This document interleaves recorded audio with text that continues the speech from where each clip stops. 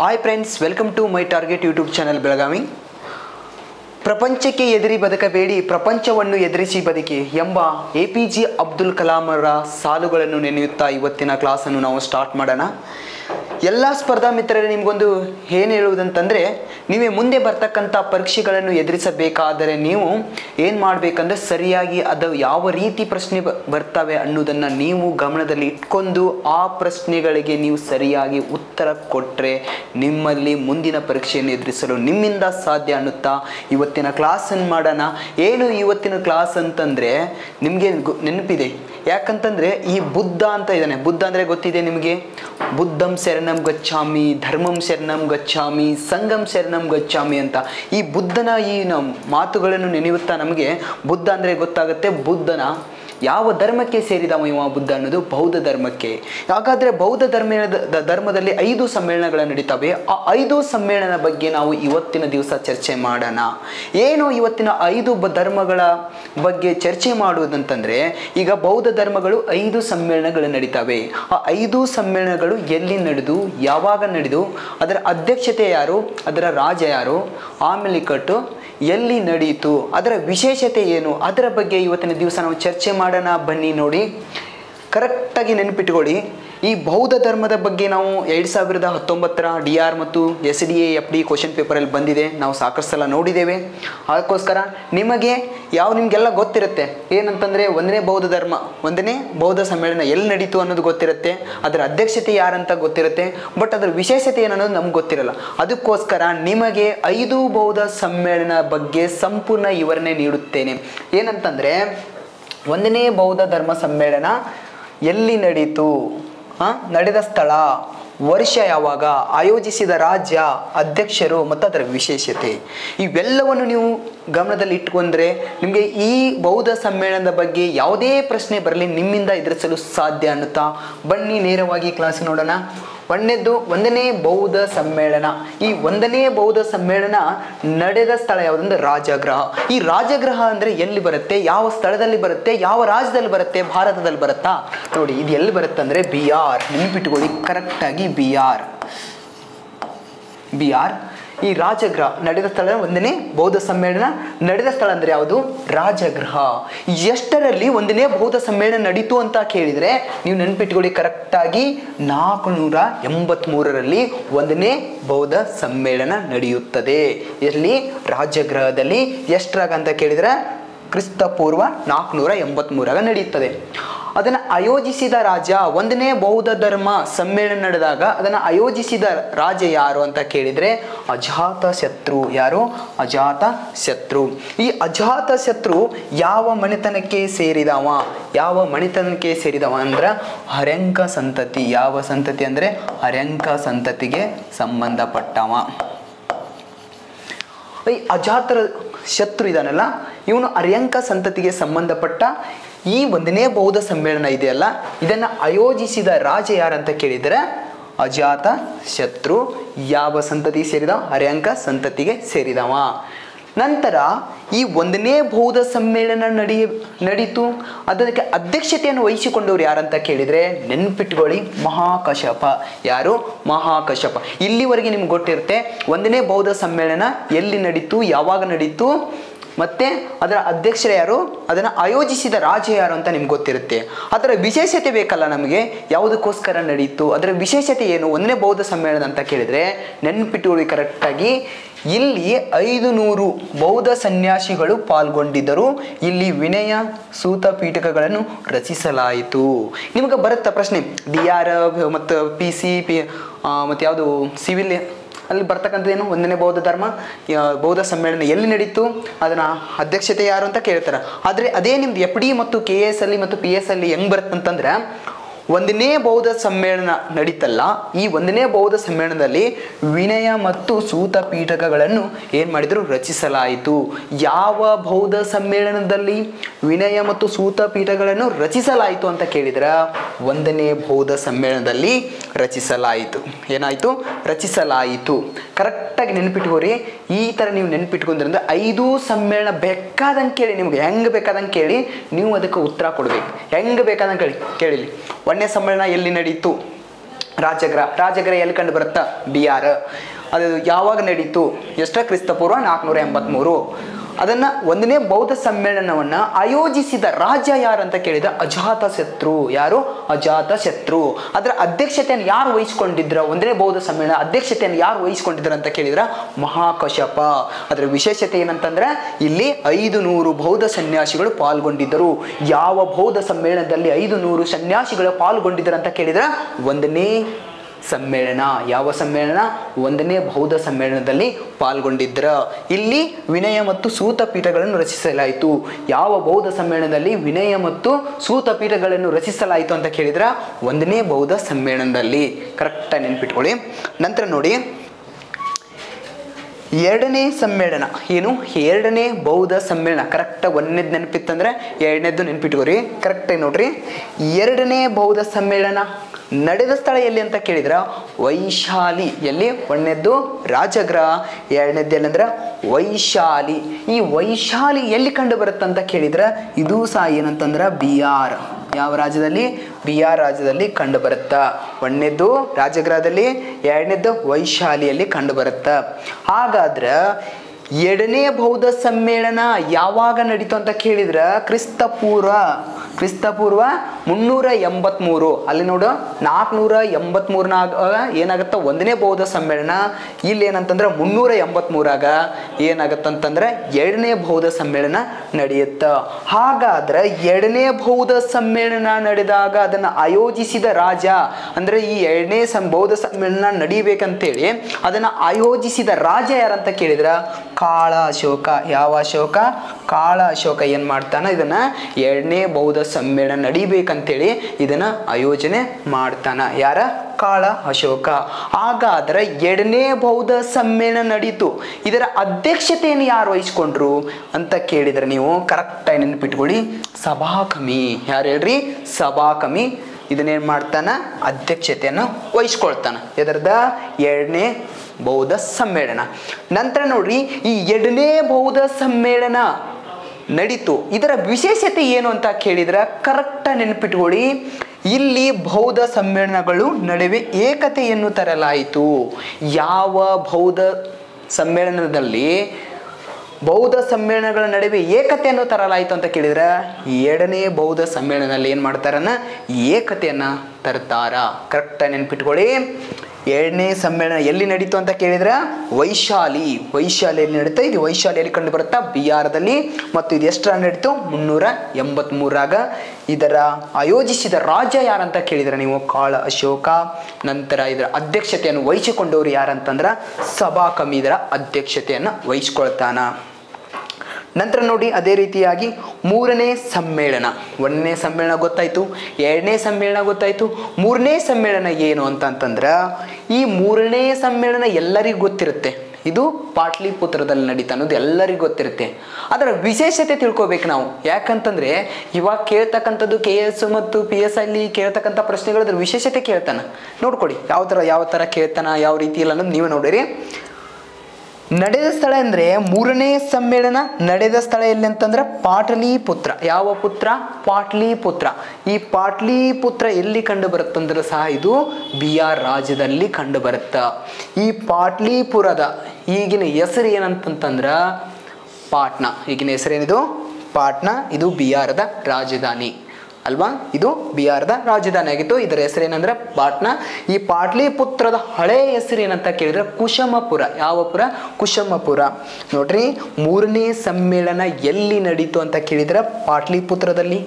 ಎಷ್ಟ್ರಾಗ ನಡೀತಂದ್ರೆ ಕ್ರಿಸ್ತಪೂರ್ವ 750ರಲ್ಲಿ ಏನಾಗತ್ತಂತಂದ್ರ ಈ 3ನೇ ಬೌದ್ಧ ಸಮ್ಮೇಳನ ನಡೆಯುತ್ತೆ. ಎಲ್ಲಿ ನಡೀತೆ ಅಂದ್ರೆ ಪಾಟ್ಲಿಪುತ್ರದಲ್ಲಿ ನಡೀತೆ. ಹಾಗಾದ್ರೆ 3ನೇ ಬೌದ್ಧ ಸಮ್ಮೇಳನ ನಡೀತು. ಇದನ್ನ ಆಯೋಜಿಸಿದ ರಾಜ ಯಾರಂತ ಕೇಳಿದ್ರೆ ನೀವು ಅಶೋಕ ಚಕ್ರವರ್ತಿ. ಯಾರು? ಭಾರತದ ಶಾಸನಗಳ ಪಿತಾಮಹ ಅಂತ ಕರೆಸಿಕೊಂಡವನು ಯಾರಂತಂದ್ರ ಅಶೋಕ ಚಕ್ರವರ್ತಿ. ಮತ್ತು ಭಾರತದ ರಾಷ್ಟ್ರೀಯ ದೊರೆ ಅಂತ ನಾವು 3 ಮಂದಿನ ನಾವು ಕರೀತಾ ಇದ್ದೇವೆ. ಯಾರನ್ನ ಅಂತಂದ್ರ ಅಕ್ಬರ್ನ ಕರಿತೇವಿ. ಜವಾಹರ್ಲಾಲ್ ನೆಹರು ಅವರು ಭಾರತದ ರಾಷ್ಟ್ರೀಯ ದೊರೆ ಅಂತ ಯಾರನ್ನ ಕರಿತಂದ್ರೆ ಅಕ್ಬರ್ನ ಕರಿತೇವಿ. ಅದೇ ರೀತಿಯಾಗಿ ಅಶೋಕ ಮತ್ತು ಇನ್ನೊಬ್ರು ಯಾರಂತಂತಂದ್ರ ಕೃಷ್ಣದೇವರಾಯ ಅವರು. ಇವ್ರನ್ನ ನಾವು ರಾಷ್ಟ್ರೀಯ ದೊರೆಗಳಂತ ಕರಿತೀವಿ. ಆದರೆ ನಾವು ನಿಜವಾಗಿ ಕರೆಯುವುದು ಯಾರನ್ನಂತಂದ್ರೆ ಅಕ್ಬರ್ನ ರಾಷ್ಟ್ರೀಯ ದೊರೆ ಅಂತ ನಾವು ಕರಿತೀವಿ. ಭಾರತ ರಾಷ್ಟ್ರೀಯ ದೊರೆ ಯಾರಂತಂದ್ರೆ ಅಕ್ಬರ್ನ ಕರಿತೀವಿ. ಶಾಸನಗಳ ಪಿತಾಮಹ, ಭಾರತದ ಶಾಸನಗಳ ಪಿತಾಮಹ ಯಾರಂತಂದ್ರೆ ಅಶೋಕ ಚಕ್ರವರ್ತಿ. ಹಾಗಾದರೆ ಕರ್ನಾಟಕದ ಶಾಸನಗಳ ಪಿತಾಮಹ ಯಾರಂತಂದ್ರೆ BL ರೈಸ್. ಯಾರು? BL Rice, ನೆನಪಿಟ್ಕೊಳ್ಳಿ.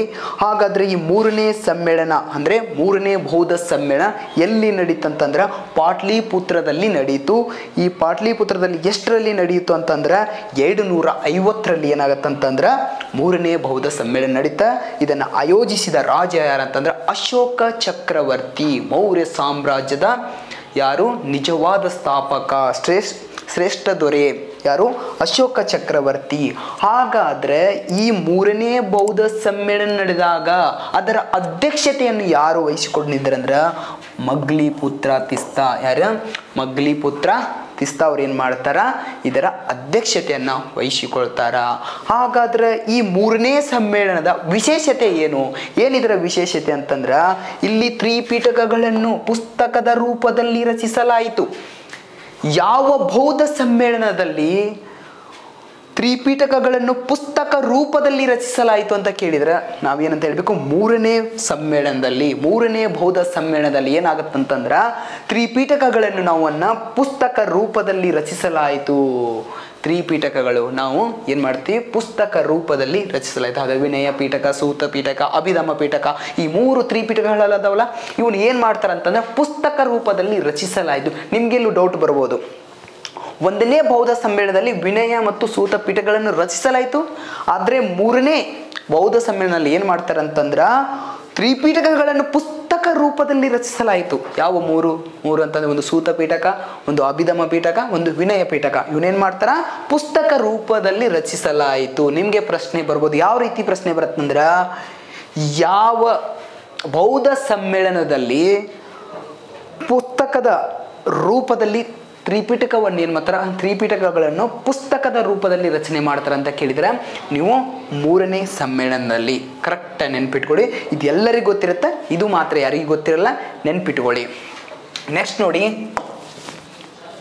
4ನೇ ಸಮ್ಮೇಳನ. ಏನಿದು 4ನೇ ಸಮ್ಮೇಳನ ಅಂತಂದರೆ ನೆನಪಿಟ್ಕೊಳ್ಳಿ, ಈ 4 ಸಮ್ಮೇಳನಗಳು ನಿಮಗೆ ಈಗ 3 ಸಮ್ಮೇಳನದ ಬಗ್ಗೆ ಅರ್ಥ ಮಾಡ್ಕೊಂಡ್ರಿ. ಈಗ 4ನೇ ಸಮ್ಮೇಳನ ಬಗ್ಗೆ ತಿಳಿದುಕೊಳ್ಳಿ.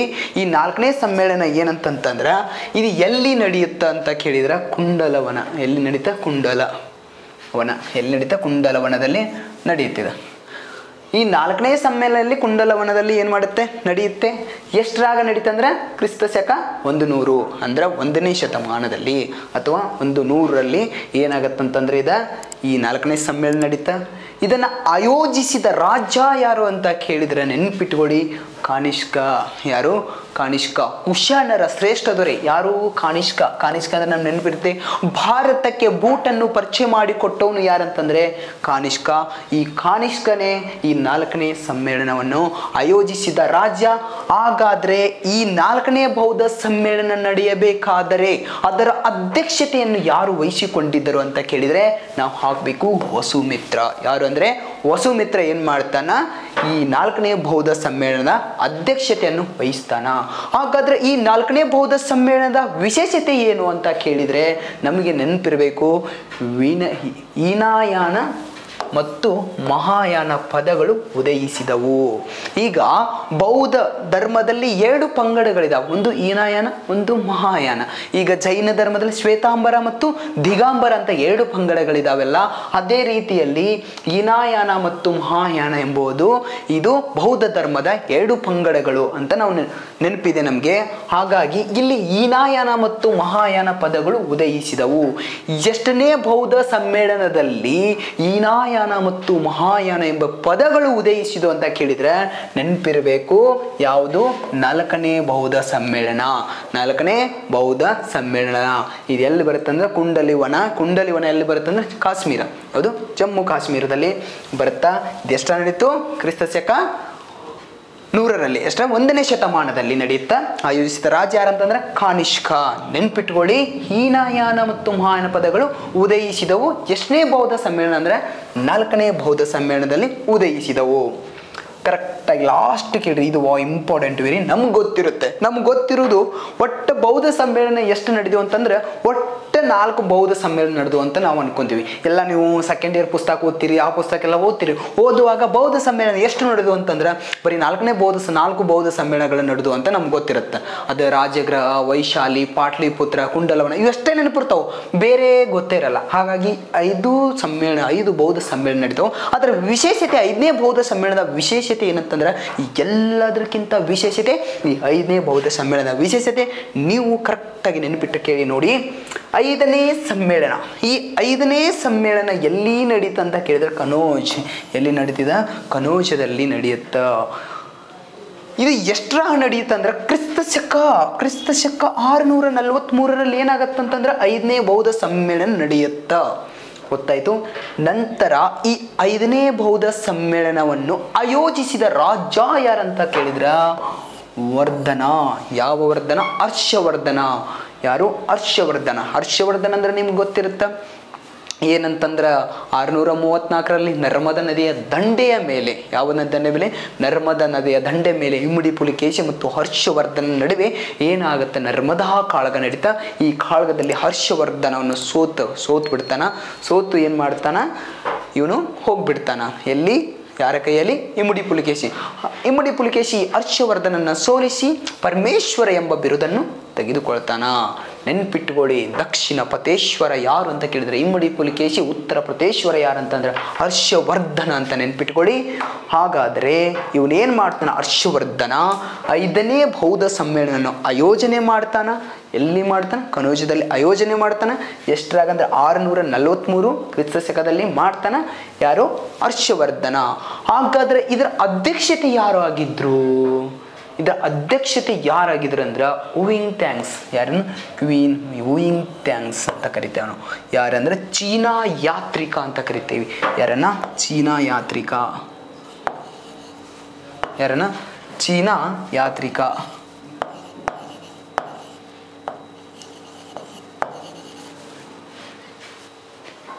ಚೀನಾ ಯಾತ್ರಿಕ ಅಂತ ನಾವು ಯಾರನ್ನ ಕರಿತೀವಿ ಅಂದ್ರೆ ವುಯಿಂಗ್ ಟ್ಯಾಂಗ್ಸ್ ಅನ್ನ ಕರಿತೀವಿ. ಈ ವುಯಿಂಗ್ ಟ್ಯಾಂಗ್ಸ್ ಏನು ಮಾಡ್ತಾನ ಅಂತಂದ್ರೆ ಇವನ 5ನೇ ಸಮ್ಮೇಳನದ ಏನಾಗ್ತಾನ? ಅಧ್ಯಕ್ಷತೆ ಆಗ್ತಾನ. ಇವನು ಏನು ಮಾಡ್ತಾನಂದ್ರೆ ಹರ್ಷವರ್ಧನ್ ಏನು ಮಾಡ್ತಾನೆ? ಇವನ 5ನೇ ಸಮ್ಮೇಳನದ ಅಧ್ಯಕ್ಷತೆನಾಗಿ ಏನು ಮಾಡ್ತಾನ? ಕರಿತಾನ. ಹಾಗಾದ್ರೆ ಇವನು ಏನು ಮಾಡ್ತಾ ಇದ್ದಾನೆ ಅಂದ್ರೆ ವುಯಿಂಗ್ ಟ್ಯಾಂಗ್ಸ್ ಕರೆಕ್ಟಾಗಿ ನೆನಪಾದ್ರೆ ವಿಶೇಷತೆ ನೋಡಿ, ಇದನ್ನು ಕರೆಕ್ಟಾಗಿ ನೆನಪಿಟ್ಕೊಳ್ಳಿ. ಇಲ್ಲಿ ಹಿಂದೂ ಧರ್ಮದ ಉಳಿವಿಗಾಗಿ ಮತ್ತು ಬ್ರಾಹ್ಮಣರ ಶ್ರೇಷ್ಠತೆಯಿಂದ ಸಮ್ಮೇಳನ ಸಭಾಂಗಣಕ್ಕೆ ಬೆಂಕಿ ಹಚ್ಚಿದ್ರಿಂದ ಸಮ್ಮೇಳನ ಪೂರ್ಣಗೊಳ್ಳಲಿಲ್ಲ. ಕರೆಕ್ಟಾಗಿ ನೆನಪಿಟ್ಕೊಳ್ಳಿ. ಇಲ್ಲಿ ಏನಾಗತ್ತಂತಂದ್ರೆ ವುಯಿಂಗ್ ಟ್ಯಾಂಗ್ಸ್ ಇದಾನ. ಈ ವುಯಿಂಗ್ ಟ್ಯಾಂಗ್ಸ್ ಏನ ಇವನ ಅಧ್ಯಕ್ಷತೆಯಲ್ಲಿ ಏನಾಗುತ್ತೆ? 5ನೇ ಬೌದ್ಧ ಸಮ್ಮೇಳನ ನಡೆಯುತ್ತೆ. ಈ 5ನೇ ಬೌದ್ಧ ಸಮ್ಮೇಳನ ನಡಿಬೇಕಾದ್ರೆ ಈ ವುಯಿಂಗ್ ಟ್ಯಾಂಗ್ಸ್ ಚೀನಾ ಯಾತ್ರಿಕ ಅದನ್ನಲ್ಲ. ವುಯಿಂಗ್ ಟ್ಯಾಂಗ್ಸ್ ಏನೋ ಕೃತಿ ಯಾವುದು? ಶಿವೂಕಿ. ನೆನಪಿಟ್ಕೊಳ್ಳಿ ಯಾವುದು ಅಂತಂದ್ರೆ ಶಿವೂಕಿ. ಇನ್ನು ಕೃತಿ ನೆನಪಿಟ್ಕೊಳ್ಳಿ ಶಿವೂಕಿ. ನೋಡಿ ಕರೆಕ್ಟಾಗಿ ನೆನಪಿಟ್ಕೊಳ್ಳಿ. ಈ ವುಯಿಂಗ್ ಟ್ಯಾಂಗ್ಸ್ ಏನು ಮಾಡ್ತಾನಂತಂದ್ರೆ ಹರ್ಷವರ್ಧನ್ ಇವನ ಅಧ್ಯಕ್ಷತೆ ಕರೆದುಕೊಂಡಿರ್ತಾನ. ಇವನೇನು ಸಭಾಂಗಣದಲ್ಲಿ ಭಾಷಣ ಮಾಡ್ತಾ ಇರ್ತಾನೆ.